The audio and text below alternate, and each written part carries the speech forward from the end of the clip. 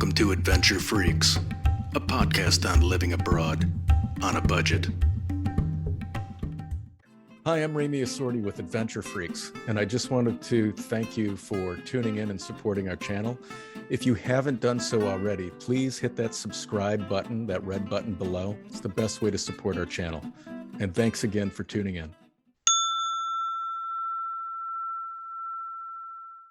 Okay, today we are heading over to Morocco, and I'm with my friend Michael Roberts.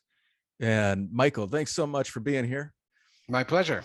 Michael is from Montreal, Quebec, right? Is that correct? Canada. Canada, and he is living in Marrakesh now, which is an area of Morocco that is absolutely stunning and beautiful. I've been there a few years back, and I can't wait to hear his perspective on what's happening in Marrakesh, because it is really an extraordinary place. And Michael is the CEO of fullbridge.com, and he also is the janitor. He said CEO. It's a one-man show. It's his company, and he is a translator, interpreter, and trainer, offering his services online through Morocco. So again, Michael, thanks again for doing this. Let's thank you for the opportunity. Yeah, man. You want to share that map, and let's show the viewers where you're at. Right. So we'll here see if we go. can pull it up. Let's see if it's going to work this time. Yeah. Sure. Okay, so here we go. Marrakesh. All right. So there's a spelling issue, of course. Yeah. So, and some people spell it, the British spell it with a CH, the Americans spell it with an SH. SH, yeah. Here we go, and it's not zooming in. It is slowly. Zooming in. Yeah. Slowly. You know what? You might have to upgrade your RAM on that computer. Could be. It could be. I've had this computer quite a while, so I'm gonna have to zoom out because it's showing me the city limits, but not really where it is compared to the rest of the world. Yeah, so Morocco is the gateway between, it sells itself very efficiently, by the way, as the gateway to Africa, and it's the only country with France in the world that has a coast on the Atlantic and the Mediterranean.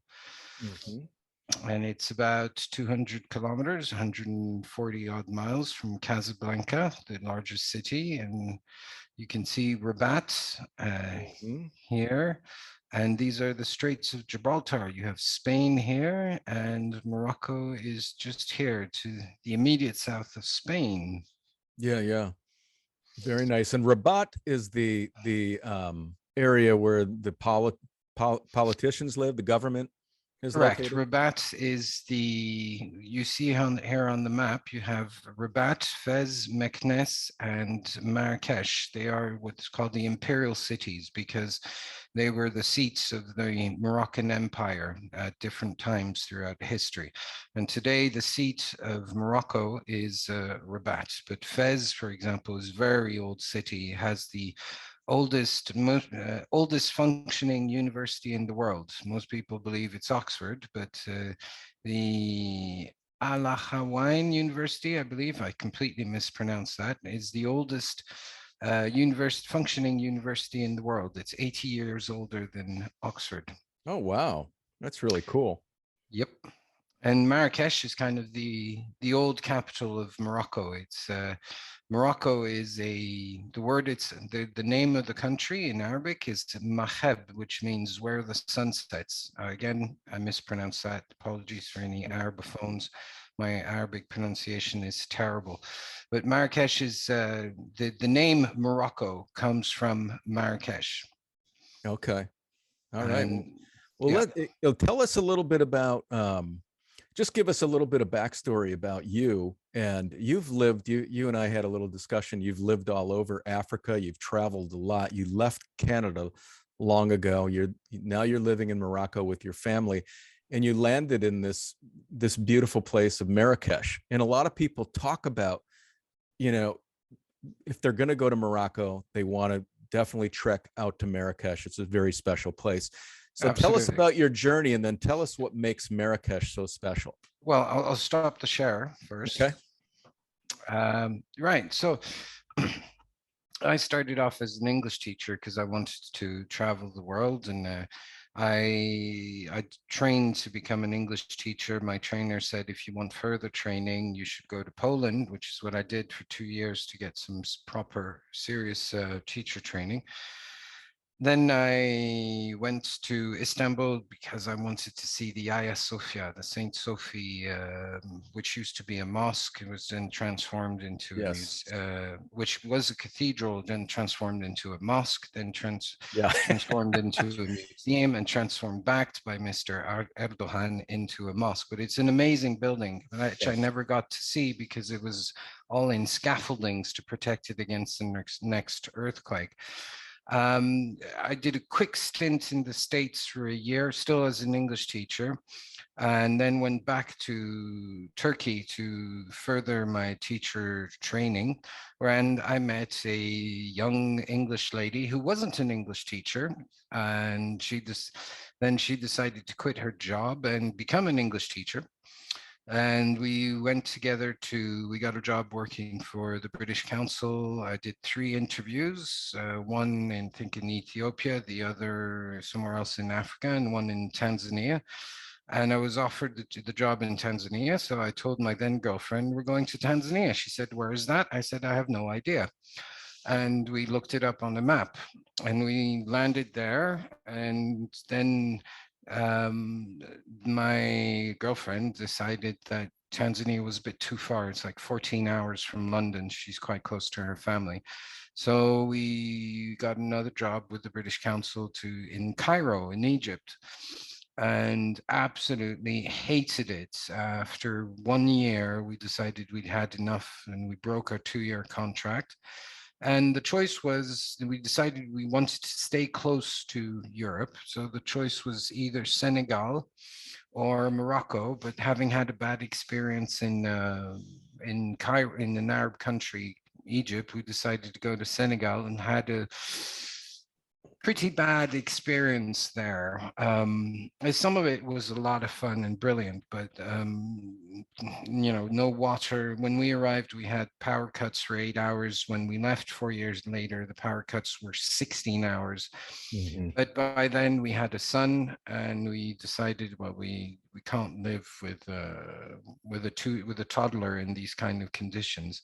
Mm-hmm. So we'd heard good things about Morocco, and we did a bit of homework. We checked that Marrakesh didn't have a British council, so we thought we had opened our own school in Dakar, in Senegal.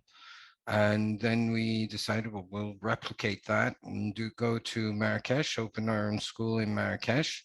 And if that doesn't work, we have a plan B. We'll go to Saudi Arabia and just hunker down for a few years and just get lots of money. Not a great lifestyle, but lots of money. And then the Arab Spring happened, so that put a bit of a kibbutz on the plan. Mm-hmm. But we ended up in Marrakesh, and we started finding our own contracts with hotels, teaching in hotels. Morocco's quite proud of being open to foreign investors, and I have to say it was quite easy to open a business here. It took about 2 weeks. Speaking French helps, but you can get somebody to help you. It's quite, and so it was easy. We opened up our business, but after a while, I mean, the thing is, Marrakesh is a great place to live, a great place to go on holiday, but for working, it's not ideal. They have a Marrakeshis, or sometimes they're known as Bijawis, which are kind of happy-go-lucky. Yeah, no problem, no problem. They're very good at dealing with emergencies, but not very good at preventing them. Mm-hmm. So my wife now, she quit teaching. She now runs what's called a DMC, Destination Management Company. She handles tourists who come to Marrakesh. She organizes tours for them. And it's a bit of a nightmare. Nobody answers emails. Nobody answers phones. You want to talk to somebody, it's systematically, sure, let's meet up for coffee, when all you want is a booking. Yeah, or yeah. so it's again, it's a great place to live. I mean, we arrived in Marrakesh from Senegal. We actually landed in Casa and then took a train to Marrakesh, which was an experience in itself. The famed Marrakesh Express of Crosby, Stills, Nash and Young fame is not an express. At the time, I think it took 6 hours. It was unbelievably slow for 240 kilometers. That's 140 odd miles in 6 hours. I mean, if I'd cycled there, it might have been just marginally slower. Hmm. Um, Now it's much better. That's the other thing. Living in Morocco is that constantly things are getting better. Yes, there are poor people, but the degree of poverty has nothing to do with what we saw in Senegal, which itself was 3 times better than what we saw in Tanzania. I mean, when we Hmm. lived in Tanzania, it was one of the poorest countries in the world. Yeah. But Morocco is getting better all the time. Now you can do this train is on time. It takes a little bit over 2 hours to get to Casa. I travel a lot for my job because kind of stopped teaching, focused more on translator. And when the COP was organized in Marrakesh, that was a door open for me to become an interpreter, simultaneous interpreter. When So the now cop, what's the cop? The cop? the Conference of Parties Okay, gotcha. on climate change. There are Okay. others, but this one was on climate change. And it was kind of a big deal. I mean, all the world was meeting in Marrakesh, and it kind of forced the government's hand on a lot of things. They had tried to ban WhatsApp and Facebook Messenger and everything because it was cutting into the telcos' profits. But with the world coming, they had to give that up. And since then, the telcos have found another arrangement to bleed us dry. Hmm. Yeah, that's the thing about Morocco. The telecommunications are very expensive, but comparatively to other countries. But cost of living is quite cheap. I mean, on international indexes, food is very cheap, very good quality. It's always fresh. It's seasonal. You can go to the supermarket and with $10 you come back with a big grocery bag full of lovely lemons, just like basic stuff, lemons, apples, tomatoes, really cheap. Morocco's a big producer of tomatoes. Hmm.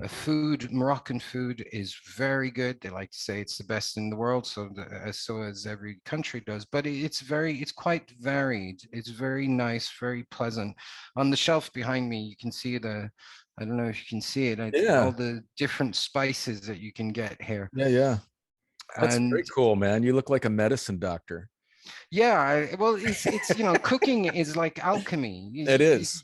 You've been to Mexico, so it's actually very similar foods to the kind of food you would find in Mexico, and Mhm. surprisingly not very spicy. Moroccan, that's the one slight disappointment. It's not very spicy because Mhm. developed a taste for spicy food, but Moroccan food is not very spicy. Yeah. But I mean, it is, and when I say it's cheap, I mean I don't consider myself as an expat. To me, an expat is somebody who had a contract, lands, they have a house arranged for them and everything. I consider myself as a migrant. We Okay. arrived, my wife and I, 6 bags, um, two cats and a 2-year-old with £2,000 in her pocket, and we had to make it work. Yeah. There was no backup. We had no company to sort things out for us. But as I said, it was quite easy. And if you, I mean, poverty is something that's very relative. Even here in Morocco, somebody who's poor is going to earn roughly $8 a day. And that's the lowest salary that anybody's going to, that's people picking up sand on the beach. And the, Yeah. the official minimum wage is $250 a month. So even the poorest people will still get roughly $160 a month. Mhm. Nobody goes hungry in Morocco, and which is quite an achievement because 20 years ago there were mountain valleys that were completely cut off for through all the winter because there was snow. Now 99.9% of the villages have been electrified. Running water is still a bit of an issue, and some basic medicine services are still out of reach for some people. But Right. Morocco has decided to extend universal coverage, health coverage, to all the population, which is a massive undertaking. I mean, for the moment, only one Moroccan in three has European style health coverage, health benefits, but they're going to extend it to the whole population. And it is a massive undertaking, but Morocco is extremely ambitious. And I can't stress enough how positive it is to work to work and live in a country that where things are getting better. Local people, okay, they suffer a lot more than, like, they suffered a lot more from COVID than we did.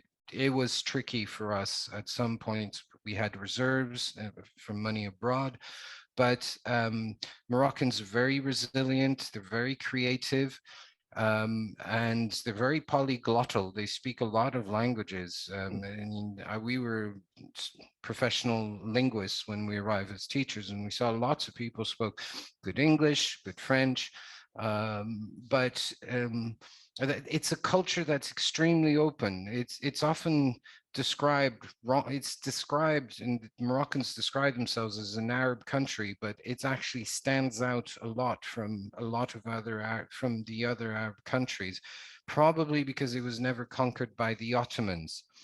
And it's the reason why you never had baklava in the baklava sweets that are quite famous in Istanbul. Mhm. Because the Ottomans never conquered Morocco, you don't have baklawas in Morocco unless it's Syrian refugees who make them. That's the I can say it must be the only positive result of the civil war in Syria is that you can get baklava in Morocco now. Mhm. Okay, you're saying baklava? Yes, baklava, Baklava. Yeah. baklava. Yeah. Okay. All right. So let me ask you, as far as like in Marrakesh, like Morocco to me, and a lot of people here, that it's such an intriguing destination. And there are Yes, people all over the globe that if they if they never make it to Morocco, it's they think about it. It yes, is on their radar of a place that is very intriguing. What is it yes. about Morocco that attracts people? What is it that's so special? Because it's so close to Spain, it's close to Portugal. You have that European access. But what is it about Morocco that makes it special? What do you think is really drawing people in? Well, a lot of people, they think Morocco, they think if you ask them a city in Morocco, they'll say one, either Marrakesh or Casablanca. Casablanca, yeah. And Casablanca just because of the film. Mm, Um, and for that matter, Rick's Cafe doesn't exist in Casablanca. It's called, there's a cafe called Rick's Cafe, but it was just set up to attract tourists. sure. But I think people are drawn to Marrakesh because of the undeniable charm of the Medina. The Medina is means a city in Arabic, but it's shorthand for the Old Town. Marrakesh Old Town is just absolutely amazing. It took me 4 years to be able to cycle from east to west through the Medina without getting lost. Yeah. It's an incredible maze of small streets and shops, and it's got a lot of charm. It's been done up. They've done a facelift to lots of places. Some of the really old timers call it's been Disneyfied, but I think it's been no. It still has that charm. It still has an authenticity and an exotism that you would be hard pressed to find Yeah. so close to Europe. As you said, it is Yes. close to Europe. It's a 3 hour, 4 hour flight from London, Paris, Berlin. It's 2 hours from Madrid, 2.5 hours from Madrid. I mean, so you're very close to Europe, but it's extremely exotic. There's just about Yes. only Yeah. Istanbul and Cairo that could compete in terms of this combination of exotic and close. Yeah, well, thanks for describing that. That's probably the perfect word to describe it. Is it is exotic, and I mean when you step Yeah. outside of Europe, and you step into Morocco, you're not sure what you're going to see or what you're going to experience. It's Yeah, just you're stepping into an old world that hasn't, in some absolutely. areas of Morocco, hasn't changed hardly at all. Oh, there You know? are. I mean, not Marrakesh, because Marrakesh is only a Sure. thousand years old. Yeah. It's actually going to celebrate its millennium, maybe I think in about 50 years. But the obviously the landscapes haven't changed, but the lifestyle of the Amazigh, as they call themselves, and they're known as Berbers outside of Morocco. But the lifestyle of the Amazigh themselves hasn't changed. Well, it has changed recently in the last like 50 years, but uh, the villages, it's got a sense, there's a sense of timelessness that you would be hard pressed to find. But Yeah. there's also the fact that it's accessible. Moroccans are very open, very, very, very tolerant. I mean, living in Cairo, it was very difficult because they're all so hung up on the women. Like the women have to cover from their wrists to their ankles, and they're not very open religious wise, despite the fact that 50 years ago, one Egyptian in five was actually Christian. A lot of people think of Egypt as a Muslim country, but forget that 20% of the population was actually Christian. Now it's down to 10. But Yeah. Morocco is incredibly open. Um, I've had, and when I arrived here, I had people saying, "Oh, you're a foreigner. Welcome to Morocco. Did you?" And invariably, this sentence would be placed in the conversation. Did you know the Jews were here in Morocco before Islam? It's as much their country as it is ours. Which, when you come from a country as deprived of oxygen and freedom as Egypt, coming to Morocco is breath of fresh air. So if it, and it's also, it's much more, I was talking about Cairo and Istanbul being exotic. Istanbul can be a lot to take in. I mean, I've been to countries that had fewer people than Istanbul as a city. Cairo is a 20 million madhouse. There's 20 million people living in Cairo, 14, Yeah. 16 million in whatchamacallit, in Istanbul, whereas Marrakesh has barely a million people. So you can actually just walk around and enjoy it. You don't have this feeling of being overwhelmed.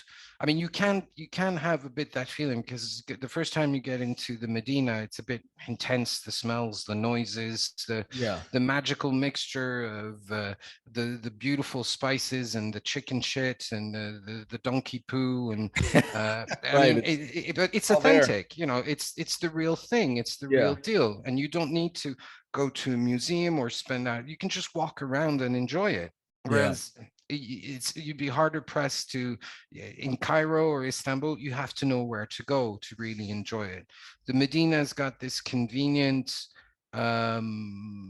it's quite small. You can explore it by yourself. Yes, there's a bit of hassle because there are lots of tourists, but it's just the usual. And the streets are safe. And I mean, I don't really do the tourist things. I sometimes go into the Medina, but I live here, so I don't really do the tourist Sure. things. Yeah. But to live here, I have my child has grown up here. He arrived when he was 2. He's almost 14.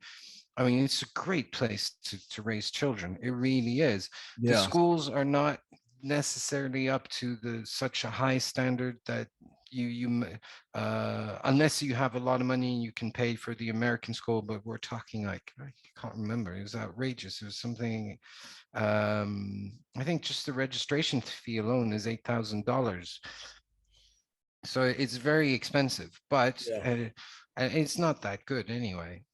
Do I they have wouldn't. any international schools there in Marrakesh? Well, there's the American school. The British are trying to set up a school. When it comes to international schools, I think you're much better off if you want to keep your kids on a kind of an international curriculum. You better look at Casablanca, but you have to bear in mind, I mean, if you take Marrakesh as a yardstick, everything apart from food, everything else that costs $1 in Marrakesh is going to cost two, maybe $3 in Casablanca. I mean, things like rent. In Casablanca, you need a car because it's incredibly spread out. So Yeah. is Rabat. Rabat's very spread out, but it's been spruced up. It's been really spruced up. And the if you're more internationally minded, it's like for schools, it'd be Casablanca, Rabat, or Tangiers, which is the Mhm. other very it's I've never really got to see the nice bits of Tangiers. I was always there for work, but obviously there's people like Bowles, Under Midnight Sky. Mhm. Paul Bowles, I think he Hmm. wrote out to Tangiers, and there's culturally, I've been told that Tangiers is the one of the most interesting countries in Morocco. Hmm. But Morocco has its own very highly regarded universities. Mhm. There, the Kadi Ayad University in Marrakesh is part of the top 2,000 in the world. And there's a university in Ifran, the American University in Ifran, which is also very well regarded. Yeah. Well, I'll tell you, I was in Morocco, I think early 2000s, and I took the boat from Cadiz over to Tangier, and then jumped on a train. And I can't remember how long. I remember having a journal, and I journal all this stuff. I'd have to look back to see, because It was it, about it 12 hours I at the think you're time. right, 12, 15 hours It back was then. incredibly long. Tangiers to Casablanca. It stopped in Yeah. this shithole called Sidi Kassem. And they have this expression in French when something is complicated, they call it a gas factory. And you walk out of the Sidi Kassem train station, you look left and there's a gas factory. You look right and there's a gas factory. It Yeah. was horrible. And since then, they've now put in a high-speed train which goes Oh over wow. 300. It goes over 300 kilometers an hour. That's over 200 miles an hour, and Yeah. you can do Tangiers, Casablanca in 2 hours flat. You step out Wow. of the train, go to the other side of the same platform, and you get on the train to Marrakesh. Yeah. Well, that It's they was that. coordinate the trains. I know that's what I tell you. I'm Living gonna. in a country where everything gets better all the time makes Yeah. a massive difference. But you want to know what? One of the greatest adventures I was on that train. I can I mean, imagine. I look back, and I met I actually, who was I with? I think I was with a couple from Holland. We were traveling together. They were Mm, from the Netherlands. Yeah. And we just had a blast. I think it was 15 hours on that train, but yeah, train kept breaking down, and it would yeah, stop, and then we'd get off hmm, the train. Everybody'd get off the train, and yeah. there'd be people in the bathroom, and as soon as they flush, you'd see the thing go all over the Th- tracks. that's kind of normal. I've never been in a train that doesn't do that. Yeah, and I was like, oh, I've, whoa, that's like, wow, it's like everything goes on the tracks. And that, but it took us yeah, 15 hours. And then when we got to Marrakesh, I was just astonished at how, you know, beautiful it was, and yet yeah, how, it just felt like you were going back in time. absolutely. And you're right, going to the Medina, I got kind of confused and lost going through the mazes and walking through, but all of the people that I met, and many of the people were Berber people back Yeah, that I'd met, and they were so kind, uh-huh. so generous. I mean, the Hmm. last day I was there in Marrakesh, the last evening, this Berber family invited me to come eat at their house the next evening. And I said, oh, Yeah, I'm leaving tomorrow morning. Darn it. Because yeah. I was leaving tomorrow morning, heading back to Spain. But Yeah, no, I mean it's changed a bit since then because of tourism, because a lot of foreigners came in, bought up so what they call Riads, little boutique hotels, which make kind of the charm of Marrakesh as well. I mean, it's quite an. I strongly recommend whoever comes to Marrakesh the first time to book a night, at least one night in a riad. It's uh-huh. like a miniature palace. These have 5 to 6, 7 rooms, no more, Yeah. and they're luxuriously appointed. You have this what they call tadillac on the walls. It's kind of a naturally varnished cement, and it's an incredible experience. You have the hustle bustle of getting to it, and you think yeah, you're going down these really narrow streets, and then you open this door and you're in a beautiful little miniature palace. No, it's part of the Marrakesh experience, Yeah. definitely. Yeah, I stayed in something that was just spectacular. Now we stayed, it was very affordable. We probably paid back then $10 a night. But we Yeah, no, walked that's into strange. this, we walked into this spectacular building, right? And it was Yeah. like they had tiles all over the place, just Uh-huh. beautiful tile, 2 floors, and then you get up 2 or 3 floors, I can't remember, and you look down and there's this opening, right? Where you see the Yep. opening in the The center. courtyard. It's the courtyard, and it's probably Yeah. what you're referring to now. It They've is. It probably is. It's converted. exactly. It technically it's a dar, which means a house. But if it Riad means garden, so if it has a fountain, not a mountain, a Yeah, fountain yeah. in the middle of the courtyard and some trees, technically it's called a Riad. But no, it's basically it's the same layout as during Roman times, Yes. and Yep. they've done a great job in Marrakesh of showcasing the ancient technology of draining water from the mountains to, because Marrakesh when it was founded didn't have water. And that's why the symbol of Marrakesh is this water basin with a little thing, a little house in the back. If you don't know Marrakesh, you say, well, big deal, what's the big deal? It's a water basin, but all that water comes from the mountains that you see in the background, which are actually about 20 miles out. Hmm. And there's a place called the Secret Garden, which showcases how this water was brought down from the mountains through these underground tunnels.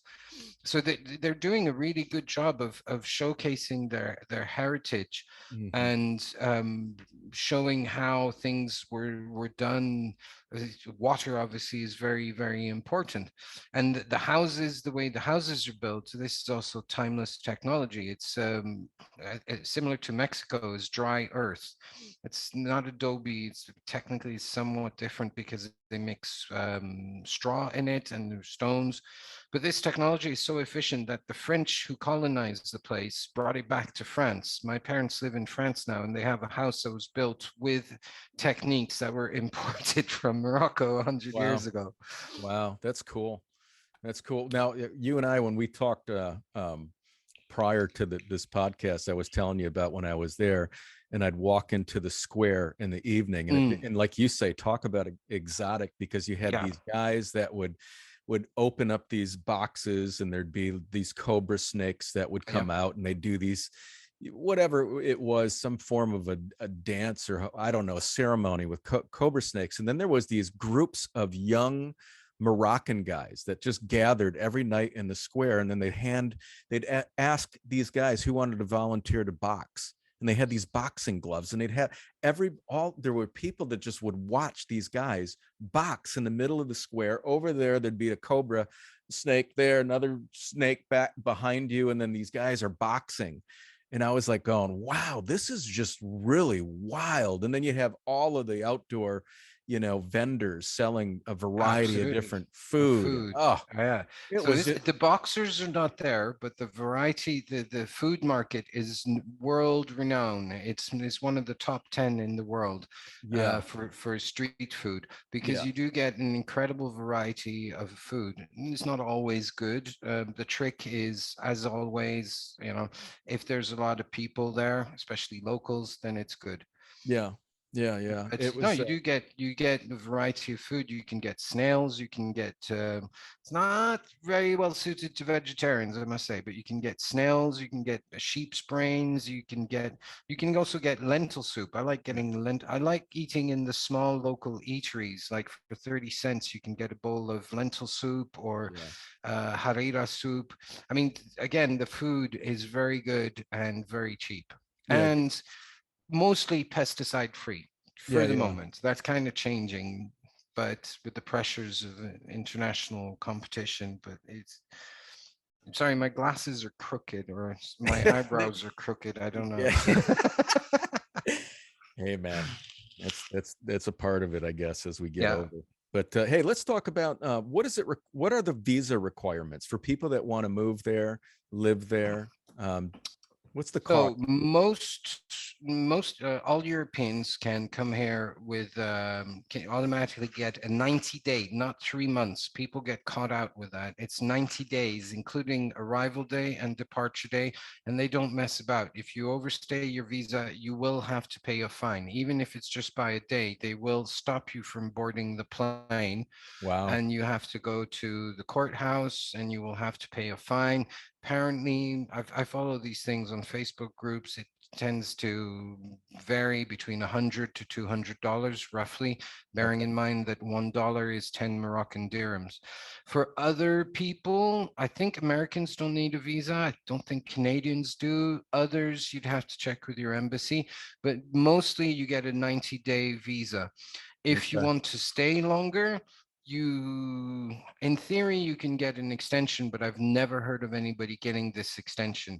What a lot of people do, some even do this long term, they hop out every 3 months. So you Yes. might want to check with EasyJet to get a flight to, I don't know, Barcelona or something, just before your 90-day visa runs out. If you book it on, pretty much on arrival, you get a cheap price. You check out whatever's cheapest, Rome, Port Bilboa, Sure. Yeah. Barcelona. Enjoy a nice weekend in a fantastic city and then come back to Marrakesh.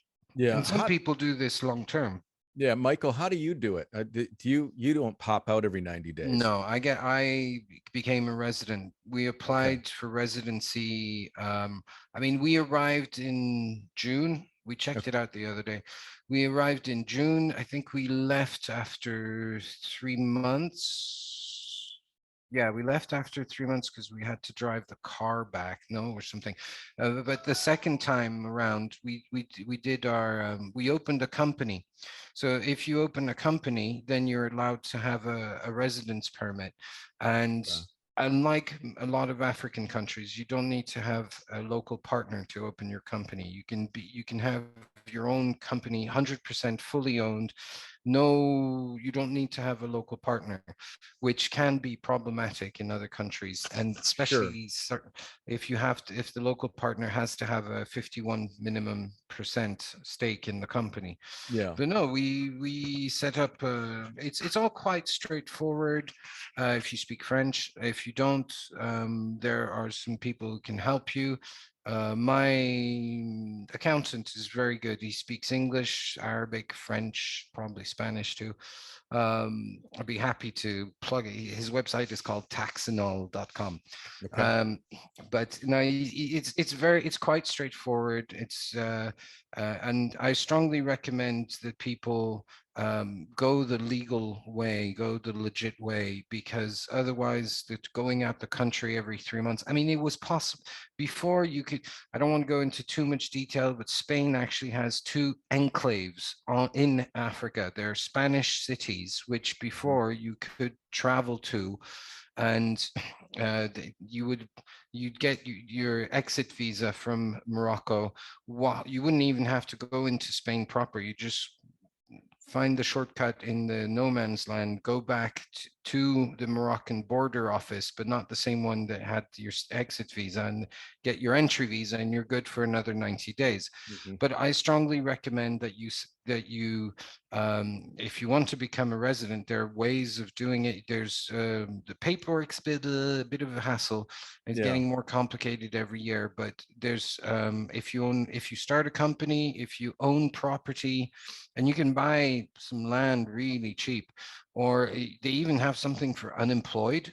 As long as you can prove that you have a source of revenue, Hmm. and for spouses also are entitled to a visa, but I've heard that's even more complicated than for a company. I've got a, excuse me one Yep. second, I've No got a problem. cat who wants to come into the Yeah. No kitchen. worries.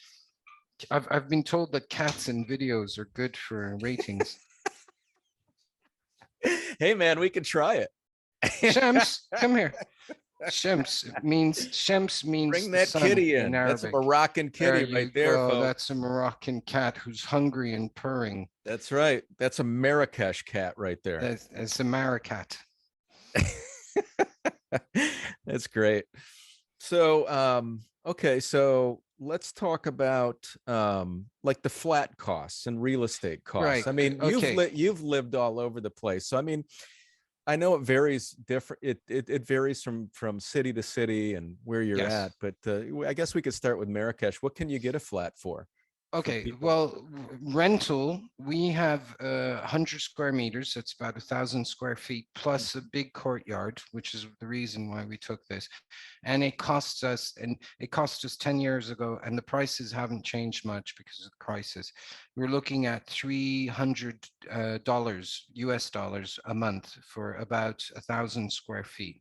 Wow. In Casablanca, you would be looking at you need to treble or quadruple that. In Okay. Rabat, you would also need to multiply by 2.5, and I think Tangiers would be 2.5.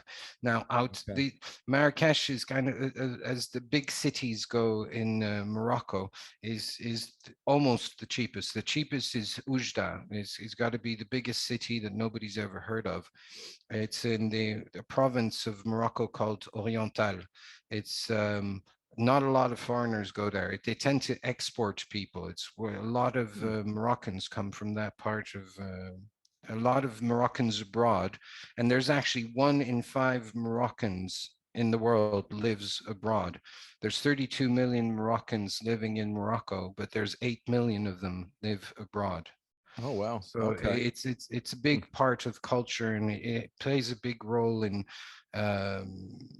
alleviating poverty and resilience for the country. The remittances saves the country. Without remittances, COVID would have been an absolute. Um, the population would not have survived. I mean, it was a struggle. It was very, very difficult. Yeah. But yeah, to get back to what you were saying, yeah, rents would be, we're a family of three. We spend $300 a month on rent. If you wanted to buy the flat, well, now we saw a beautiful 1950s little flat that was going for sale for about $30,000. Okay. But In that Marrakesh. in Marrakesh, really well located. But I won't say anymore because we're Yeah. hoping it still hasn't been sold and maybe we can Sure. buy it. But that's only like 500 square feet. But then for about 100, you can go up to $100,000. You can get a little villa by a golf course. And in the area where I live, there are some villas that were built in the 70s. They've got about maybe 800 square feet per floor, and they have 3 floors. These go, Oh wow. because the area is so lovely, they go from anything to from 500 to $700,000. Okay. Yeah. And again, Casablanca, you'd multiply that by, I mean, Casablanca, some of the stuff you see in Casablanca, I mean, even in Marrakesh, there's some amazing properties. People who bought 50 years ago when there was nothing, they probably bled the water table dry, but irrigated their own little oasis, Yeah. beautiful gardens. I mean, some of the properties here are just wow. Huh. Wow. And to give you an idea, there's a part of Casablanca, it's called California. It's one of Oh the wow. most expensive neighborhoods in Casablanca Yeah. because you're 400 or 500 meters from the beach, and if you don't have a beach view. So Yeah. I don't really know about Rabat, about Tangiers, but Rabat, my understanding is, yeah, 2.5 times the price of Marrakesh, and Casablanca three and a half times the prices of Marrakesh. Okay. How about places like I spent a week in Asila. Asila was right on the sea. Mm, It was I was actually heading back up to Tangier, I believe, and I got off and I said, I just wanted to check the city out. And it's called Asilah, I think, Asila. uh-huh. And Yeah. it was really an extraordinary little city, and I really enjoyed it. Met some terrific people, mm, and which when you meet people when you travel, as you know, you stay a little longer because it's fun, and they show absolutely. you they Yeah, show yeah, you yeah. they No, show no, you the I town. understand. You go to the local restaurants. It's just I really enjoyed it. But Yeah. But yeah, the like there problem was a is if it's along the coast, it depends if it's been developed for tourism or not. okay. The whole stretch of the coast between Casa and Rabat is up and coming. Gotcha. You would be hard pressed to find good value for money anywhere along that coastline. However, if you go to Safi, which is about 2 hours from Marrakesh, um, it's been sinistered by the collapse of the sardine industry. So if you went there, you could probably pick up, a nice looking villa with great sea views for not a lot of money. I mean, probably a tenth of you could probably pick up a villa for 50,000. If you Yeah. were to go, if you go to Ouarzazate, that's nowhere near the beach. That's the gates to the desert. You could probably also pick up a nice, I mean, if you go on Airbnb, it's a great way of visiting properties. I mean, some of the properties you see there, like 7 bedrooms with an infinity pool overlooking a lake. Yeah. And that would not cost a lot of money, but you wouldn't have the amenities. If you're there's an unfortunate expression that they use in Morocco. They talk about the useful Morocco. It's the stretch between Casablanca and Rabat, where there's Mhm. high productivity. That's Yeah. where you do business. That's where you find all the hospitals. Now, the king and the kingdom are making big efforts to decentralize services and have more services available throughout across the rest of the country. However, living in those areas, yes, you can find properties for cheap, but you wouldn't have a lot of amenities or a lot of probably wouldn't get a lot of cultural diversity. I mean, Hmm. I love Rabat. I think Rabat is a very pleasant place for foreigners. I sent my cleaning lady there. She said the Rabatis, people from Rabat are called Rabatis, are horrible to Moroccans from other countries. She was made to feel so provincial. They gave her wrong directions, but to foreigners, they're cool. And Rabat is also very pleasant because it has this old Medina.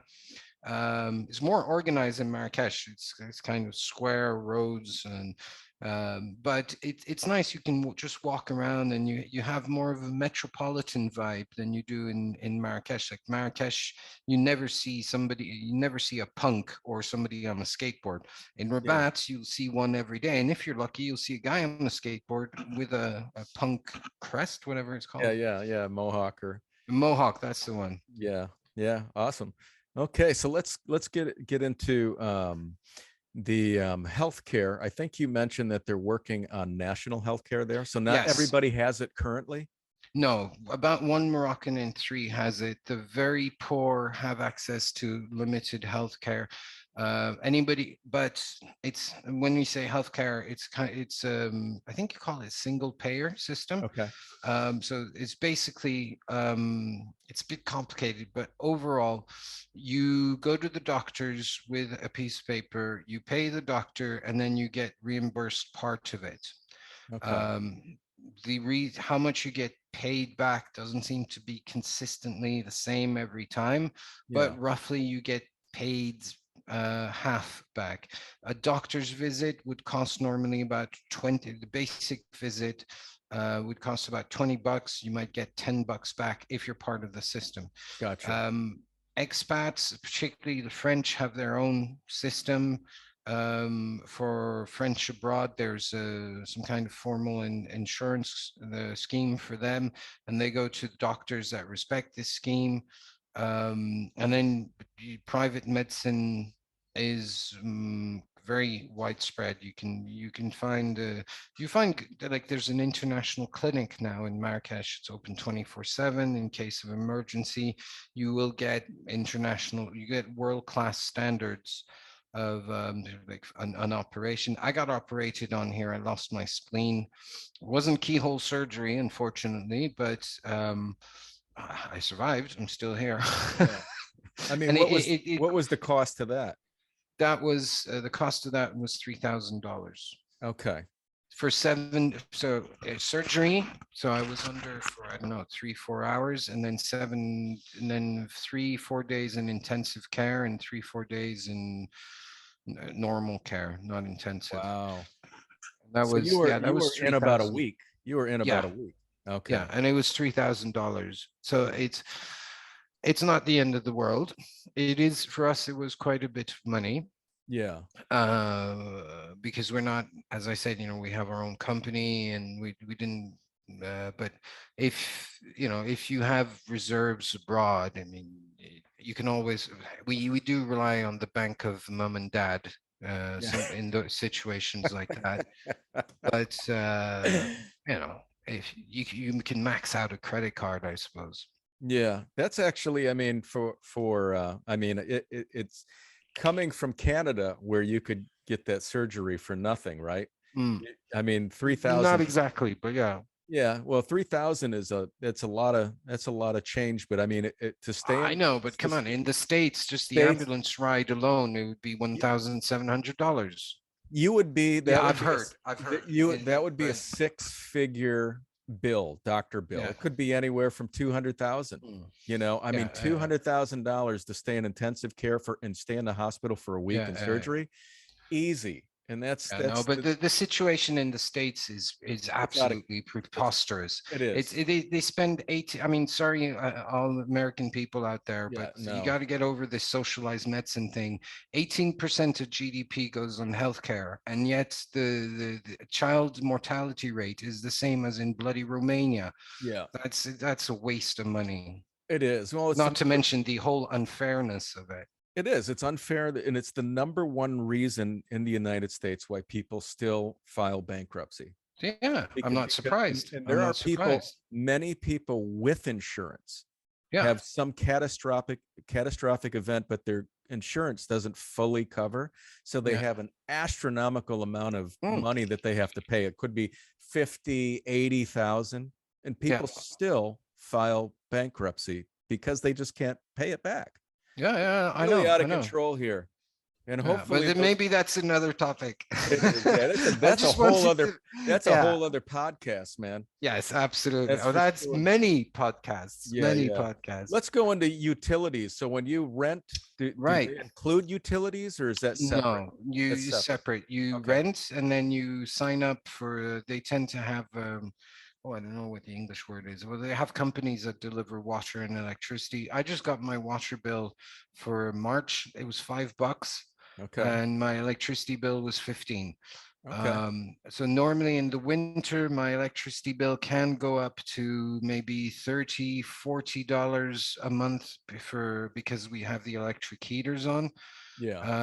And the water bill in summer goes up to maybe $20 because we fill up the inflatable swimming pool. So it's very, very reasonable. Yeah. What's cell phone technology cost and Wi-Fi there?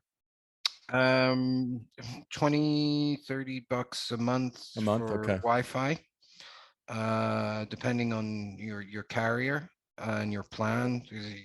You can get fiber in certain neighborhoods, but we just get 4G, and it costs us yeah, $225 a month. Okay. And the cell plan, it's a bit expensive for what it is compared to other African countries, bearing in mind, the minimum wage is $250 a month. My company pays my phone $20 a month. Okay. If I'm really busy, I have to go up to $40 a month to get more hours, but Gotcha. yeah. Okay. And how do you guys get around transportation wise? How do So people get around yeah, there? okay, so Marrakesh is exceptional because it's smaller, and despite the mountainous background, it's actually quite flat. I get around on my bicycle, but not a lot of people do because not a lot of people trust other drivers enough. Casablanca is way too spread out. Rabat is way too spread out. Tangiers is too hilly for bicycles. There is public transport. There's two tram lines in Casa, one in Rabat. Tangiers doesn't have one yet, but they have quite an extensive coverage with buses.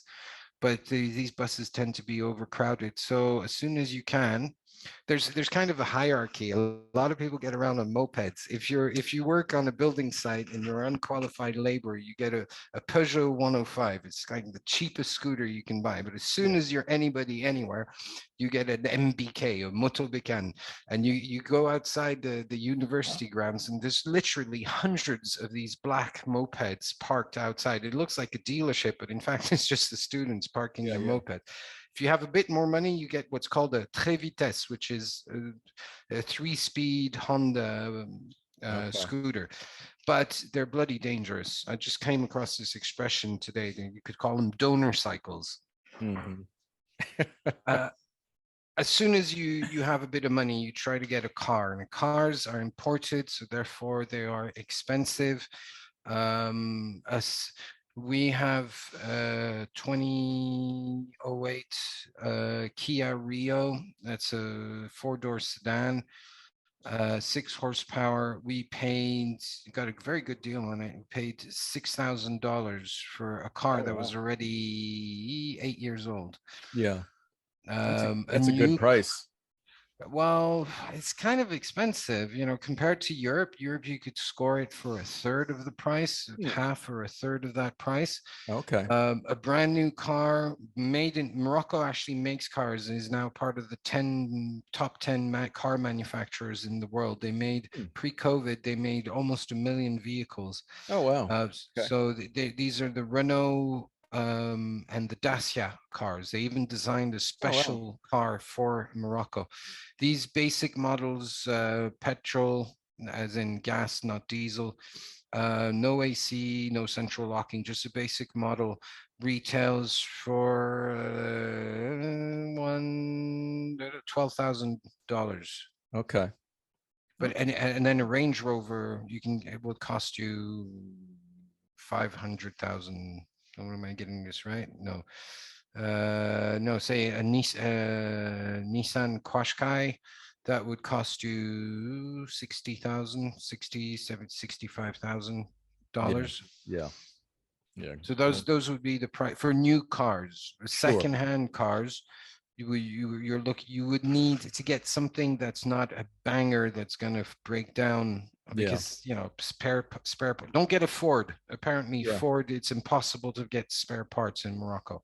There's Okay. nothing against Wow. Ford's Yeah. cars Yeah. themselves. It's just you That's can't get the spares. Toyota's good deal. Nissan, good deal. Unkillable. Always find spare parts. And Renault's, you'll find spare parts. And Fiat, because there hmm. used to be a Fiat factory, you'll get spare parts. But you're still looking at minimum to get anything somewhat reliable. You're looking at $5,000 on a Yeah. secondhand car. Wow. Thank you. That's great information. The so let's go into you mentioned food, and you said that you could go in and get an amazing amount of food for just $10. But Yeah. how much would you spend for a month typically? For your Okay. family, Yeah. how much do you So spend on there's groceries? 3 people plus the cleaning lady eats lunch with us 5 times a week. All groceries, including, I don't know, like changing the Tupperware, getting the frying pans that you see in the back, come from Spain. We have a budget. We worked it out. We're about $300, $350 a month. A month, okay. And that's Uh, including your cat probably, and cat Cat litter, food. Yeah, we don't cat eat the food. cat. Yeah, exactly. Yeah. No, but including, yes, no, he's right. I mean, cat food is it's like somewhat pricey, but that's the thing about this one thing I was shocked to discover. For those people who live in the US, um, cat food is not regulated. So they can get away with putting any kind of shit. So obviously anybody who's price sensitive will tend to get, you get bad cat food, and it's not good for your cat. Whereas Right. in Europe, all cat food is regulated. So even if you get the cheaper one, it's still okay for your cat. And now you, even the little, it's a different culture here in Morocco. They have what's called hanouts, which are little grocery stores that kind of sell anything from soap to razor blades to crazy glue to, they used to sell paracetamol, but they got their knuckles wrapped for that. Yeah. And they now sell cat food. Like they have this big bag of 20 kilos or 40 pounds of cat food and dog food, which is a bit surprising in a Muslim country because normally dogs are supposedly. But that's the thing, about culture. A lot of people think Muslim country, you have to wear a hijab. No, Morocco's not like that at all. And we were so pleasantly surprised. I mean, you can see you'll see 2 girls riding their own scooters down the road. doing their thing. One's got a headscarf on and a bit dressed conservative. The other's got, well, not really a mini skirt, but jeans and a loose Yeah. t-shirt. It's very, very open. You can do whatever you want. The thing in Morocco, what they say, do whatever you want as long as you just do it in private. And in Muslim culture, Muslim law does not apply to non-Muslims. Like, for example, for the moment, it's Ramadan, so everybody's fasting from sunrise to sunset, but Hmm. we don't fast, and people know it, and we don't get funny looks. Yeah. It's perfectly. They're very, very tolerant, very open. I know it's not related to money, but it is Ramadan is a month-long thing that happens once a year, and it's an important aspect to anybody who's thinking about coming to a Muslim country. Yeah. I mean, you just avoid driving or being on the road before sunset because everybody's tired, mostly tired Yeah. from lack of sleep because you have to pray at night. But they're tired from lack of sleep. They're hungry. They're very thirsty. They want to get home as soon as possible, and tends to be quite a few accidents around just before sunset. But Hmm. other than that, you're not made to feel like an outcast or an outsider. You can go shopping. You can buy food. You buy respect. You try to not smoke, not drink, not eat in Yes. public. But if Right. the tourist restaurants are still open, for example, during Ramadan. Hmm. Okay. But you had a question about money, and I sidetracked that. It's an important thing to know for those who've never lived in a Muslim country. But you had a question about money, I believe. I can't. No, I can't recall. I think the last thing we Is were it about talking. food Oh, or food. something? Yeah, and you mentioned that you spend about 300 or 350 per month on food. Right. But we Yeah. don't go out. We don't go out. I think restaurants would have been, and entertainment would be the next budget. But we Yeah. don't. We had a kid. We made the decision to employ somebody full time at home, Gotcha. which I strongly recommend, really, because it was for this lady. It was an amazing opportunity. She's 30. She started with us. She was 26. She's now 36. She had the bank account for the first time in her life. She Wow. had medical coverage for the first time in her life working with us, and we give her minimum wage and a bit, um, which might not sound like a lot, but we also pay for her medical coverage, which is like minimum wage, as I said, is about 250. It costs Yeah. us an extra $80 a month because we're employers to pay for medical coverage, but it makes a big difference in her life. Yeah. It Of also, course. I mean, Yeah. if you're going to employ people in your home, you want to give them a good deal. I'm sick and tired of expats coming saying, I don't want to pay, being stingy for 80 fucking bucks a month. Yeah. And then they're surprised that people steal from them. Yeah. Yeah. You want people to work in your home, you treat them well. It's Yeah. not a guarantee, obviously. I mean, in Senegal, we had a lot of issues, but Yeah. this Well, I love. person is, Yeah, I think that you're one of those guys that you've lived your life. I mean, you are truly a guy who's lived overseas, and you're Moroccan now, and you respect well, you. I mean, but it's universal. I you mean, it's respect it. I mean, universal. you Yeah, respect you want these to get places that you respected. go to. Yeah, but if you Exactly. want, You understand that as a human being and living in yeah, other, and you even call yourself a migrant, and it's terrific because you just have this awareness and understanding of what's required when hmm. you live in other places, and some people just don't have that. They I don't go know how there. far flattery will get you. Yeah, but it's no, it's true. I mean, I'm the same way, and that's one of the biggest things when I go to different countries is I really work hard to immerse Adapt. myself in the culture and Yeah, understand. that's the I whole point. but I Why, really, why yeah, replicate the patterns that you had before? But I yeah, mean, the point I was making is about concerning money and costs. I mean, we had lunch today. Although our cleaning lady is fasting because it's Ramadan, she prepared a meal for us that we would be hard pressed to simply find in a restaurant for no matter how much we paid. We mhm, get excellent food, really, really nice food at home. And we mhm, never go out to the restaurant. If you do want to go out to the restaurant, that's kind of where Marrakesh becomes a bit of a tourist honeypot.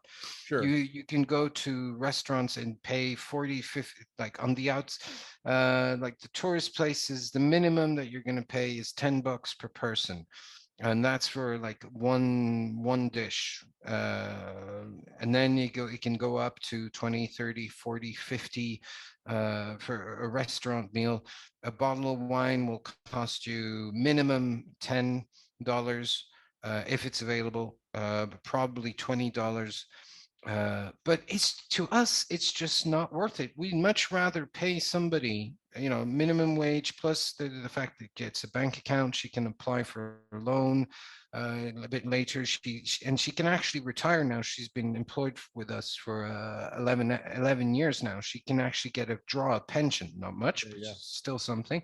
And we get fantastic food at home, and we have somebody that we trust entirely to look after our kid. When we got here, we were working very odd hours, and we needed somebody at home to eventually even go up and pick up our kid on the Mhm. scooter or on the bicycle a bit later, but on the scooter. So we got our kid a little helmet. In Europe, that's the thing. Here in Morocco, there's certain things you won't find. Like, you won't get Amazon, you won't get Amazon delivery. Sure. Yeah. The post is very, like everywhere else in Africa, is very unreliable. Anything of value, I would not send by the post because it probably won't arrive. Leaving Morocco, that's Yeah. fine. Arriving into Morocco, Yeah. there's this black hole around the customs. Sure. But I don't know what happens to it. It just doesn't arrive. It arrives letters sometimes arrive 6 weeks late, which is a bit disappointing for Christmas. Yeah. But when it comes to going out in restaurants, I would strongly advise you have somebody who works full time at home. Your house is clean, your kids are looked after, and you eat like kings. Yeah. When Yeah. it comes to entertainment, things like theater, you don't get a lot. More in Rabat, more in Casa, Marrakesh, not really. Although there's this new place now that's opened that they're a customer. I did some translations for them, but Marrakesh doesn't. I mean, if you like the clubs, I've been told are very good. They Yeah. have these mass. I've never go there. I've past the age. It was never my scene anywhere. Anyway, I mean, Yeah. I think we're um, both past the age, Michael. We I don't know. I got a friend who's my age. He still hits the clubs, but he it's the goes with club his scene. daughter now. Whoa. He goes with his daughter. So I was like, Really? okay, maybe I'm missing out on something. But I mean, Marrakesh has sometimes got a bit of a seedy aspect to it, which is, I mean, some people come for that, Yeah. bizarrely. There are British Muslims British Muslim guys of Pakistani origin like to come here to do their bachelor parties. Okay. Okay. Go figure. Yeah. But it's not my scene. It is there, but it's not my scene. Culturally, in terms of culture, there are 4 music festivals in Morocco that are each one of them is 10 times the size of Glastonbury, the music festival, Okay. which is a Wow. very famous festival in Britain. There's the Essaouira Gnawa World Music Festival. There's the Mawazin Festival, that's international pop in Rabat. And there's a Sacred Music Festival in Fez, which that is really, every time I had an opportunity to work there as an interpreter, and something else collided with that. I couldn't go there, but I would really like to go there. That is, I mean, you'd have, it's spiritual music, so you would have anything from Tibet to Jewish music to Andalusian music, Hmm. and Fez, I think, also Sacred Music Festival in Fez, and there's another one which is also very, very big. But the Morocco is the only Muslim country in the world that has a Jewish Heritage Museum, for example. That's also worth a visit. Wow. Okay. Awesome. So there's things happening all the time. If you ever do go to Marrakesh, again, I strongly suggest you go to a place called Maison de la Photographie, because they have a photographic exhibit of Morocco under the French protectorate, which is a bit strange, the limitation, but anyway. But you were talking about the timeless Amazigh or Berber heritage. Hmm. They have a film that plays in a loop, and they have English subtitles. It's filmed in French. 2 ethnographers, they're like anthropologists, Yeah. who followed around a Moroccan civil servant whose job was in 1957, just when Morocco became independent, to go to these different villages in the high Atlas Mountains to announce that Morocco is now independent. And at the time, some of these villages would not allow anybody in if the person was not from the village. See, it was, and these two ethnographers, they were some of the first people in the world to have color cameras, and they captured all this on film. And now a lot of that has disappeared, fortunately or unfortunately, Yeah. because it also means that people have access to food in the winter, plus modern medicine and etc. Yes. But that film is just on the cusp between this timeless thing that has now disappeared and modernity, as in color film and color footage. And then on the top floor, you have a lovely cafe with some of the best views of the snow-covered Atlas Mountains. They're not all year round. In the Yeah. winter, they're covered in snow. It looks like Lord of the Rings. We're Yeah. running Yeah. out of time, aren't I? Once I start, Yeah. No, I I appreciate don't this. shut up. No, this has been a fantastic, podcast. Just all the information you're sharing is amazing. Let's end it this way. So I pretty much asked you everything. Is there anything else you want to share that we did not cover about this beautiful country that you live in? Is there anything else about Morocco? Um, I mean, you we've can covered. come with pets. You can come with pets. Okay. It's not a problem. And it's very pet friendly. As I said, they like cats. They love cats. They're also cool with dogs. Other Muslim countries are not, but here they're cool with dogs. Yeah. Um, and it's a very open and tolerant country. There are opportunities for those people who want to invest.